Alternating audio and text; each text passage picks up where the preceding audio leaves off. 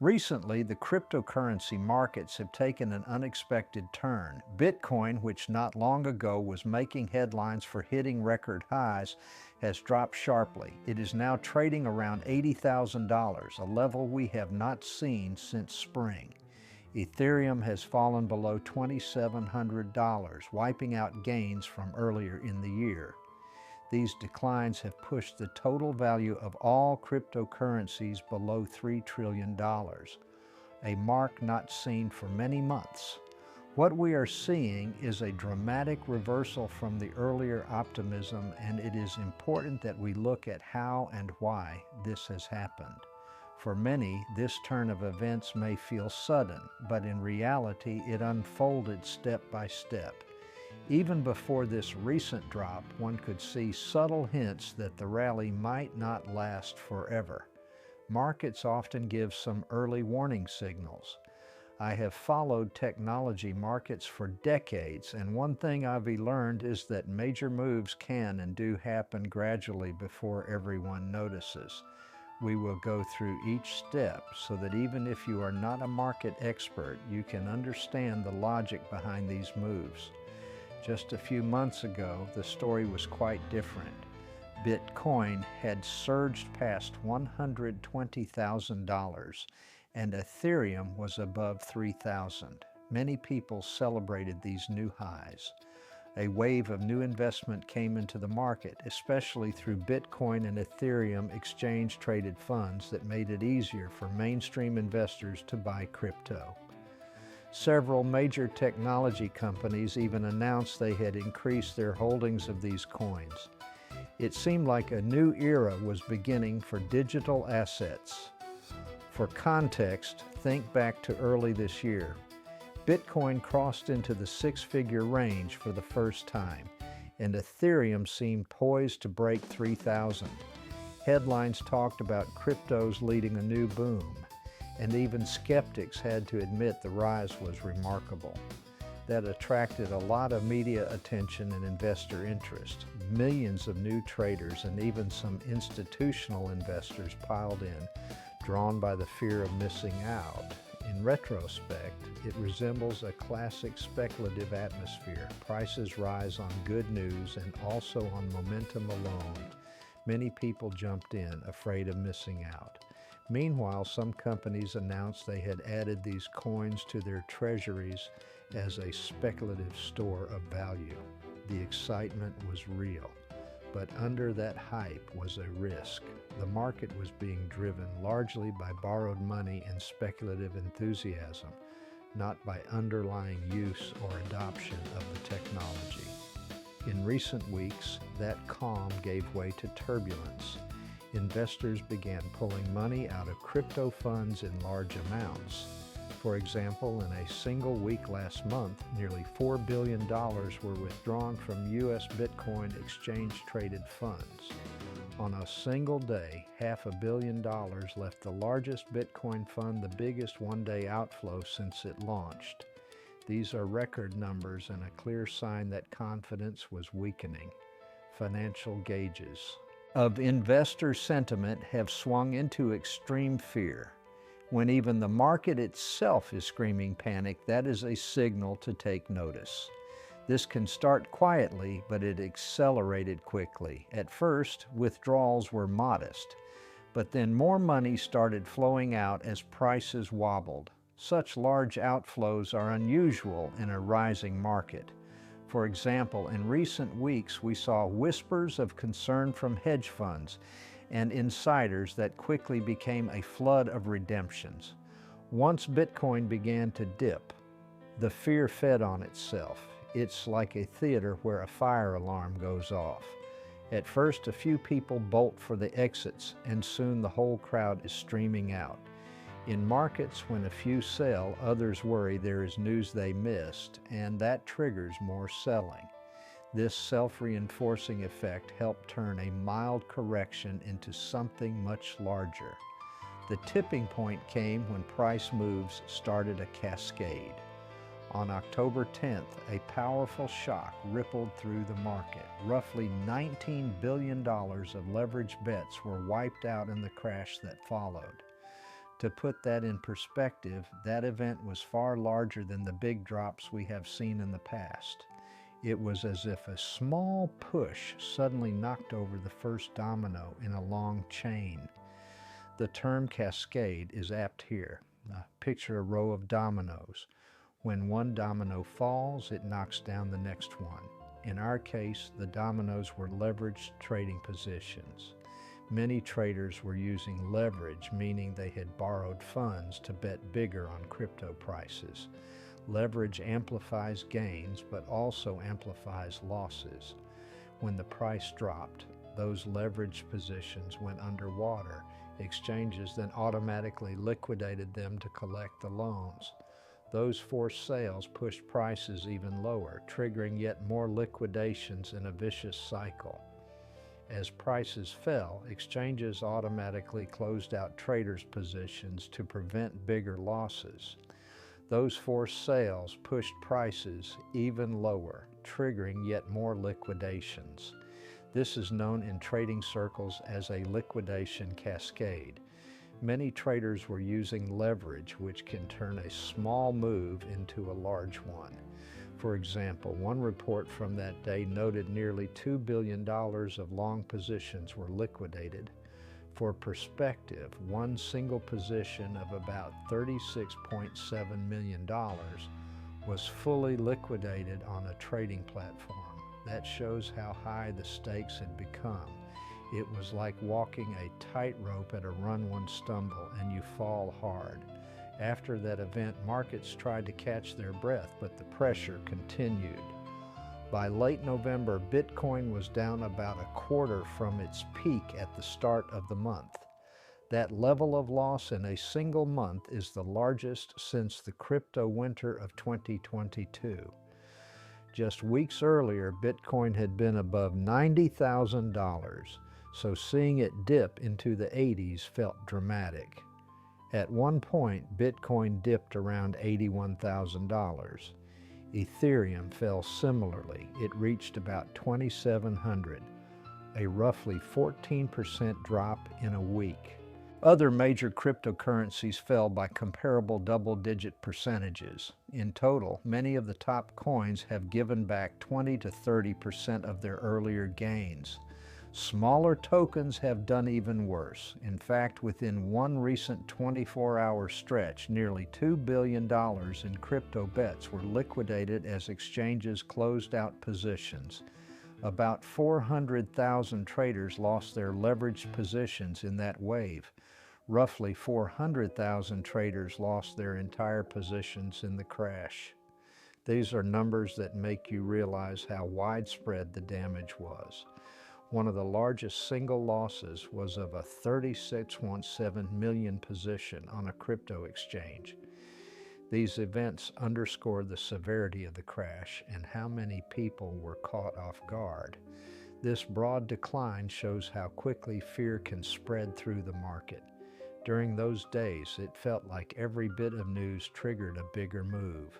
Some analysts noted that market liquidity was drying up. There were fewer buyers willing to step in at lower prices, so each fall looked steeper on the chart. What has also been striking is the behavior of the investment funds that were supposed to provide stability. Together, all the major U.S. Bitcoin ETFs saw nearly $4 billion flow out in November. That was the largest monthly outflow on record, larger than any prior month since their introduction. One day in mid-November saw $500 million leave. These funds had been a major source of demand when prices were climbing. Their sudden reversal tells us that big investors are pulling back, not stepping in to buy the dip. In other words, the easy money that helped push prices up is now coming out just as quickly. It is instructive to compare this to other markets.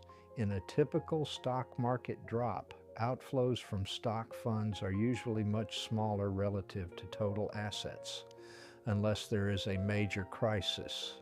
Here, the crypto ETF flows were shockingly high. It was almost as if each month a big chunk of gains was being erased through outflows alone. before any price decline. These funds had brought in billions before. Now they are losing billions. Bitcoin itself fell below $90,000 this week, its lowest level in 7 months. Those fall numbers are more than just fluctuations. They reflect serious withdrawals of confidence. For Ethereum, the story was similar. Ethereum-based funds have also experienced significant redemptions. In one recent week, they saw roughly $200 to $250 million exit, continuing a multi-day run of withdrawals. Even some altcoin-focused funds saw small inflows, but it was nowhere near enough to offset the exodus from Bitcoin and Ethereum. This sell-off is happening amid broader market headwinds. Risk assets across the board have been under pressure. Major technology stocks stumbled and investors shifted toward traditional safe havens. Gold prices held up better than crypto, raising questions about whether Bitcoin was truly acting as a kind of digital gold. Instead of serving as a shelter, Bitcoin fell alongside other risky investments when sentiment turned negative. It is a reminder that cryptocurrency does not exist in a vacuum. It reflects what is happening in the wider economy and investor psychology. For instance, big tech companies have been cutting costs and warning about weaker demand, which rattled markets. The bond market has also been volatile. As yields climb, high-risk bets tend to lose appeal. Strong employment data recently led people to believe interest rates will stay higher longer, which typically dampens speculation. In effect, some of the momentum from earlier in the year has been unwound by these broader factors. All of these moves did not happen in isolation. When traditional markets showed signs of stress, crypto did not provide a safe harbor this time. Instead, we saw the declines echo through the crypto space. When I step back and look at the big picture, this pattern is unfortunately familiar. Whenever a market becomes driven by unchecked enthusiasm, it eventually has to correct. We saw this with the dot-com bubble years ago. We saw it in the first big crypto winter back in 2018 and again in 2021. Each time people got very excited, prices raced ahead, and then reality caught up.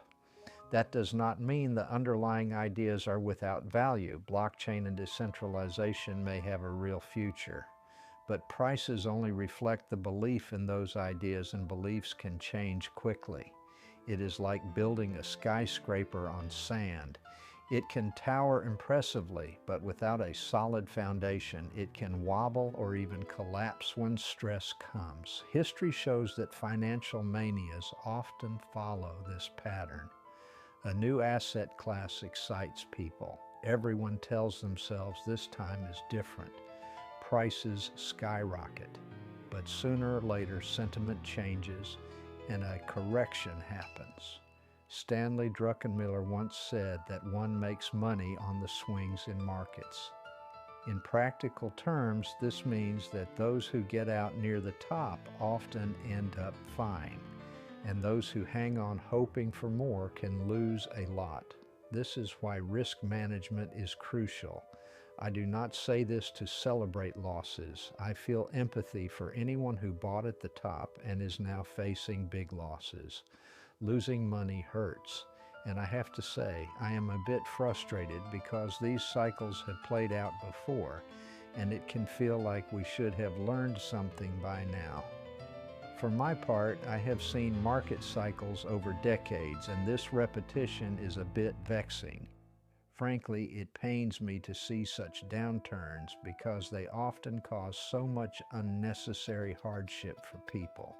We all make mistakes. I know I have made investment mistakes in my life. Let me be clear.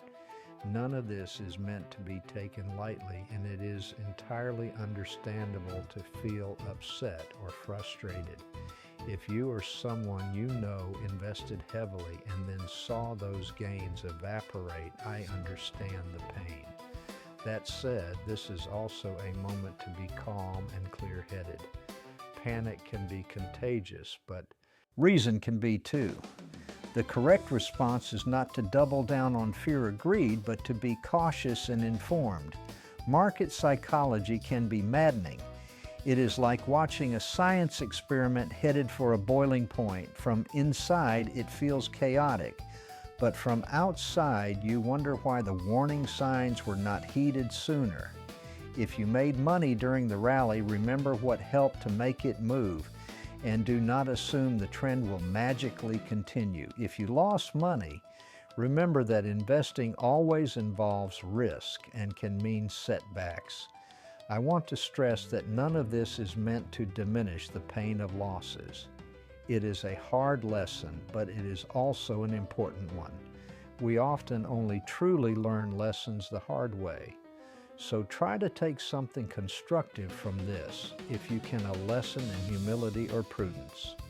For individual investors, the lesson is simple. Do not chase hype blindly, whether it is crypto or anything else. You should ask yourself why you believe in this asset. Is it because of real technology use cases and measurable adoption, or simply because you think the price will keep going up? The latter approach is just speculation. I have said before that if you are buying something only because you think someone else will pay more for it later, you should be very wary. In finance, that kind of behavior is called speculation.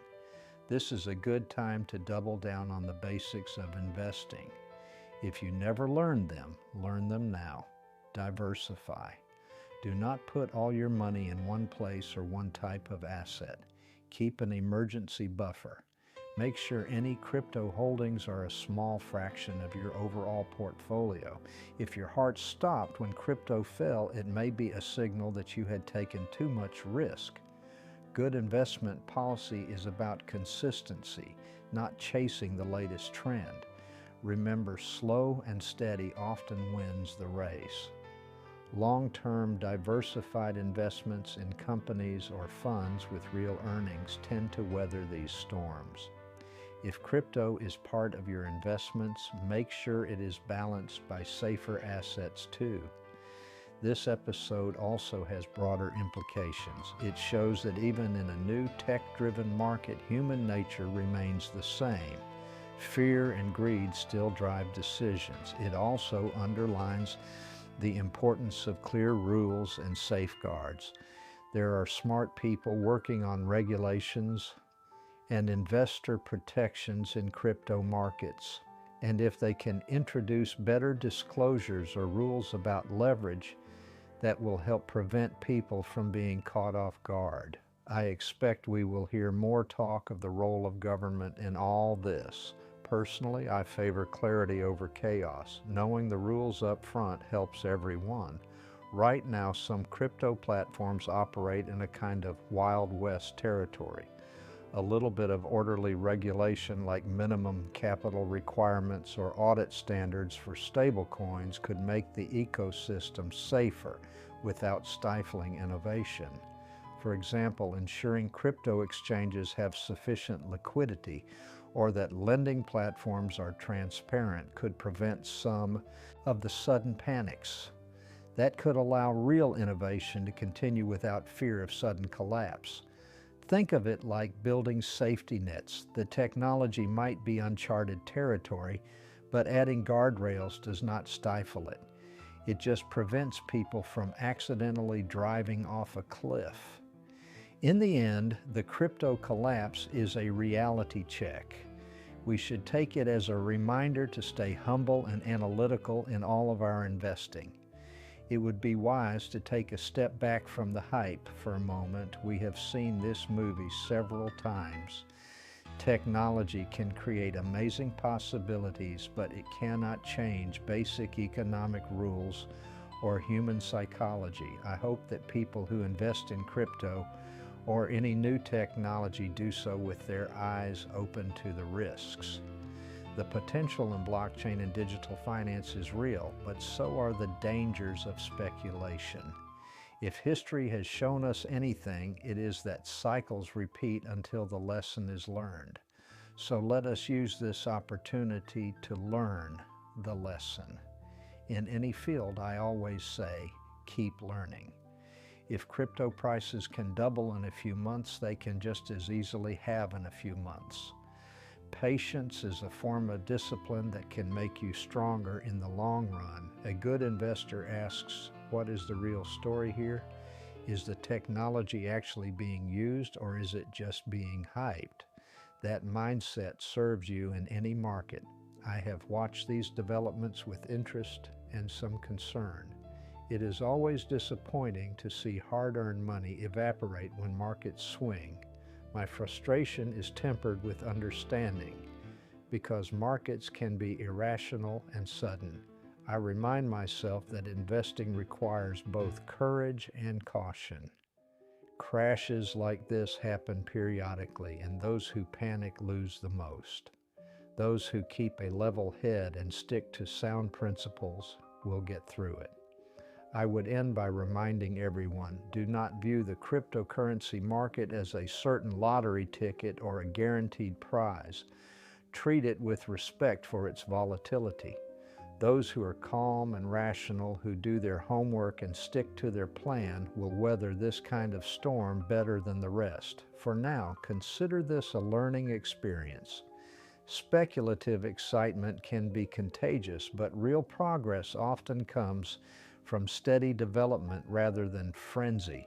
Keep this in mind moving forward. The sky may have fallen a bit for crypto, but the sun rises again. To summarize, markets can be fickle and emotional, but we have the power to respond thoughtfully. This crash will pass, and hopefully we will emerge from it more knowledgeable and prepared. The future is uncertain, but it can hold good things. I remain hopeful. Great innovations take time to prove themselves. With discipline and vision, the underlying technology can still fulfill its promise in the long run. I remain optimistic beyond this moment. The underlying technology still has promise. With patience and wisdom, those who build the right solutions will ultimately prevail. If we have learned one thing, it is that calm analysis and a level head will serve us well. With knowledge and patience, we will handle the next ups and downs just fine. And remember, the future often holds good things for those who are prepared. Be cautious, be patient, and keep building the foundations beneath the headlines.